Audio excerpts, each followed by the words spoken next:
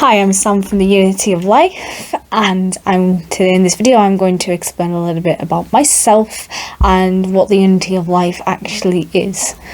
So, as I've already said, my name is Sam, and we'll go right back to the very beginning.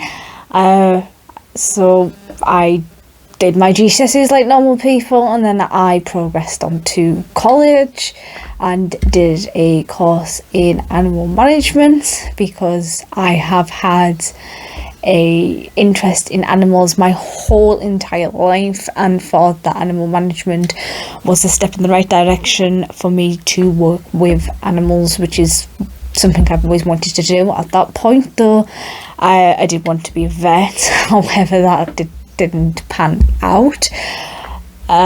So after graduating from college with a distinction at animal management, I went on to university and did animal behaviour, which I've just graduated from about a week or so ago with a 2-1, so I didn't do too bad considering. And now I'm progressing on to doing a Masters in Animal Welfare Science Ethics and Law at the University of Winchester. So if you keep an eye on our social media pages, you will eventually see the qualifications. I will post them. Okay, so if we go back to the animal management course that I studied back at college quite a while ago now, I'll just briefly explain some of what those modules were and what I covered, because I am going to be doing videos on some of the things that I did learn at college. So some of the modules that I studied were vet nursing, so that was basically animal first aid. You learnt the basics of animal health and how to look after an animal in case there's an emergency, so things like wrapping up paws, knowing when to take them to the vet, how to help if they've got heat stroke, just general little things like that.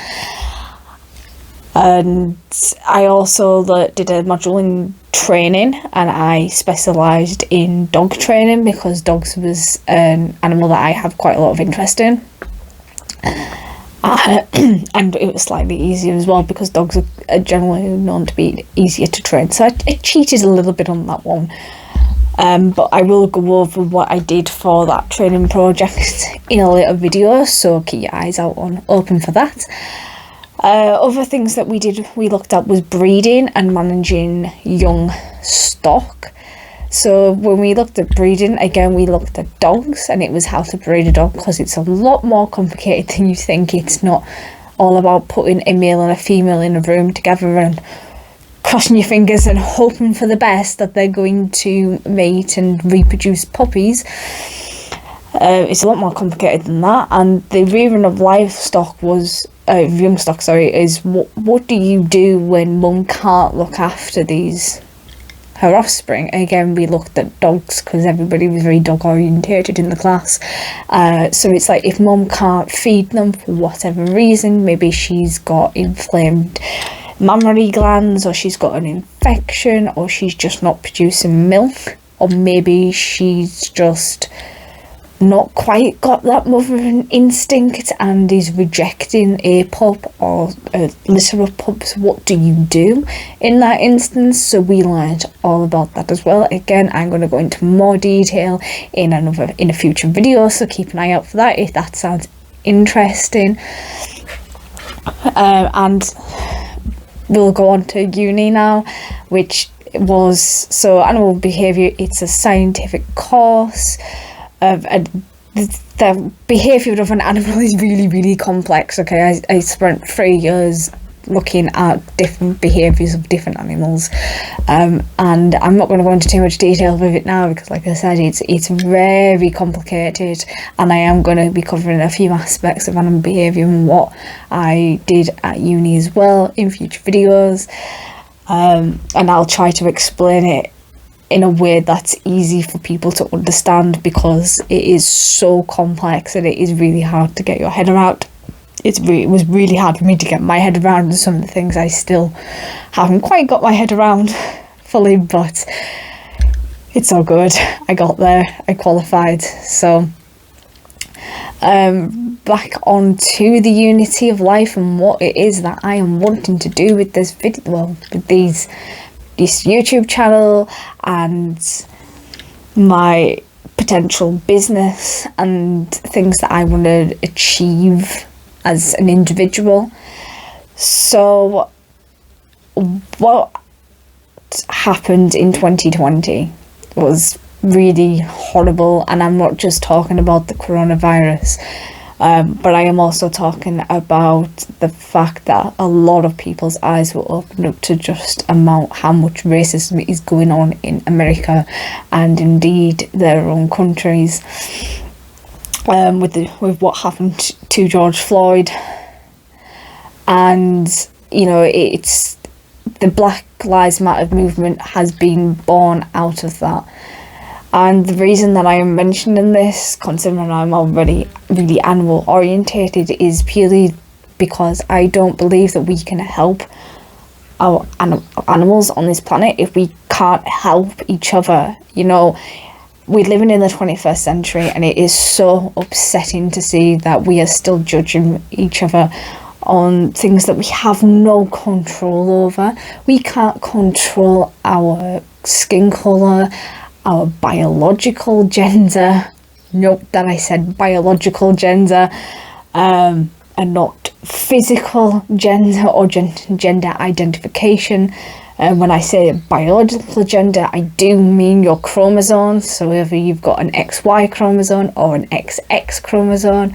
I'm not talking about your physical gender, because of course I know you can change your physical gender, and I know that you can also change your gender identification to, as you feel fit, and because that's who you are, and that makes you feel, and that's how comfortable you are with yourself. And so I completely understand that. So before the haters have got me for that, that's what I meant by biological gender. And our sexuality, that's something else that we have no control over, but we get judged for and we get prosecuted for. And these things have got to stop, because like I said, we can't help animals if we can't help ourselves. And the whole process of what I'm trying to do is help individuals respect each other, right? Because animals, they live in a similar way that we do. We all live on this same planet. We all have to share it, okay? We don't have to like each other. This is not what this is all about. We just have to respect each other and respect the animals that we live with on this planet. Because we are all interconnected. So if we get rid of one thing, it has dramatic consequences on ourselves. And in a future video, I am going to be explaining everything that animals have given us, okay? And I am going to be exploring there's a human side to this as well, and I'm trying to show you that we're not all that different from each other, and we are not all that different from animals as well. And there have been animals that have shown homosexual tendencies and mating behaviours that we still don't quite understand why it is that they're doing that, because for a long time we thought that sexuality was a very human thing. Pleasure was a very human thing. We thought that animals only mated to reproduce. That was the sole purpose of mating. Not that they enjoyed it, but it was something that they had to do, and we are slowly starting to learn that that is not true. But like I said, I'm going to go into that into a total different video, and like I said, I'm going to show you that animals aren't that much different from ourselves. So we have to learn to respect animals, because we learn a lot about ourselves from animals as well. And this is what this is all about. And the business that I'm hoping to start up is me getting to know people for who they are and helping them find the right pet for them, right? And I know that's not quite, it's off on a little bit of a tangent, but there's more to it, right? So we'll just start with this. So because I am fed up with people buying an animal, because it looks pretty, because it's cute, and not really understanding what it is to own that animal or that breed of animal, and what those individual needs of that animal and breed may be. Okay, there's a lot of consideration to go into if you're going to buy a pet. Okay, and that is something that I want to help the world population with. And hopefully that will stop all these illegal breeders that overbreed their animals, like puppy farms, and hopefully it'll take a little bit of pressure off of rescue centres, that, because you've got the right pet for you, that you're going to have that pet until that pet dies, and it's not necessarily going to go into a rescue kennel, or end up in the rescue kennel because it's the wrong breed for you. You can't handle that animal for whatever reason, and that's just what I'm trying to prevent, because it's going to help a lot of people as well. That's sort of the first stage, and I'm going to then help support you with training and everything you need to know about looking after an animal. Even if you've had animals, for a very long time, there's still things that you may not know, because the world is evolving all the time. It is changing, and it is really hard to keep up sometimes. I'm also going to help you find how to buy a puppy or a kitten or whatever pet it is that you are wanting.